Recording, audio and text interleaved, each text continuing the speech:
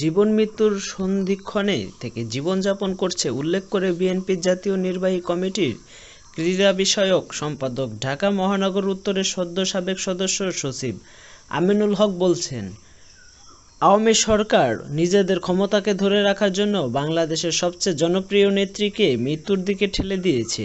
তিনি বলেন, এই আওয়ামী লীগ সরকারের কাছে আমাদের নেত্রীর জন্য তার পরিবার দলীয়ভাবে এবং বিদেশি গণতন্ত্রকামী মানুষ ও চিকিৎসার বার্তা দিয়েছে বিদেশে উন্নত চিকিৎসার জন্য। তারপরও তারা সাড়া দেয়নি। এর বিচার একদিন বাংলাদেশের মাটিতেই হবে। এদেশের মানুষ আওয়ামী সরকারকে ক্ষমা করবে না।